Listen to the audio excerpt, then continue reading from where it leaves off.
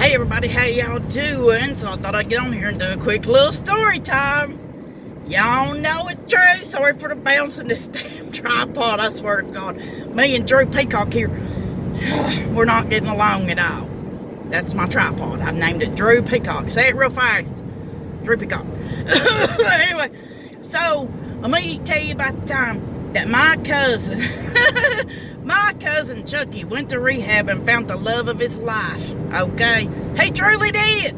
Can't make it up. So, back a long time ago, I'd say about 1997-ish, something like that. Me and my first cousin, Chucky, his name was Chucky, but we affectionately called him Dude Man, okay? Because everything he said started with dude or man. Hey, dude. Hey, man. Creative, I know. So we called him Dude Man. God rest his soul. Because just like everybody else in my family, Dude Man has gone on now to be with the Lord, okay? But let me tell you what he did back in the day. So he was real bad to drink, do any kind of drugs under the sun, okay?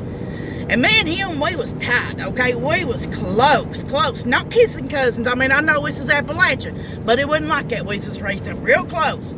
So, I got tired. I got tired of him, you know? But before I back up a little bit, I'm getting bad on my storytelling.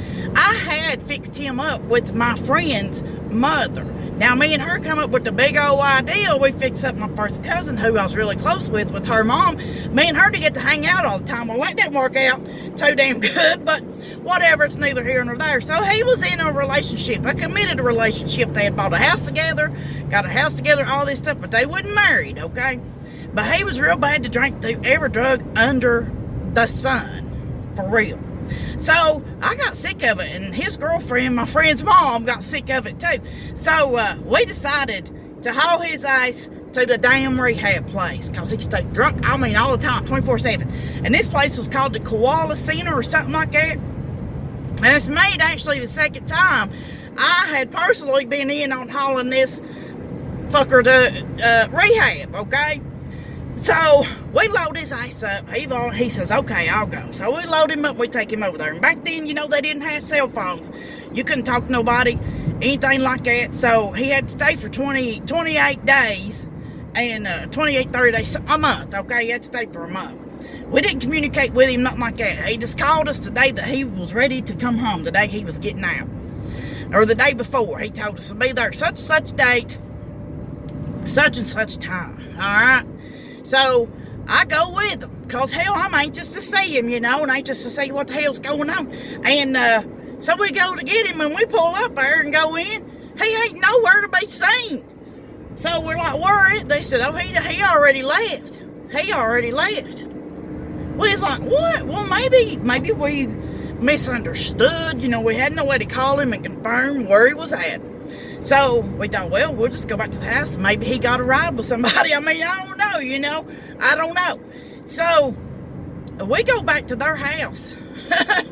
And this motherfucker, this motherfucker is there at his house, my friend's mom's house, loading up his stuff with his new girlfriend that he found in rehab that brought him there. See, what he did is he told us he fixed it up in a way where we would be there to get him, but he got out earlier so he could sneak in there and get his stuff. Now, that ain't the bad part. That ain't the bad part. The bad part is his new girlfriend. You'd think rehab girlfriend, okay, it was a fellow inmate or whatever the hell. No, this was a nurse. This was a nurse at the rehab, and that yet is not the worst part of the whole situation.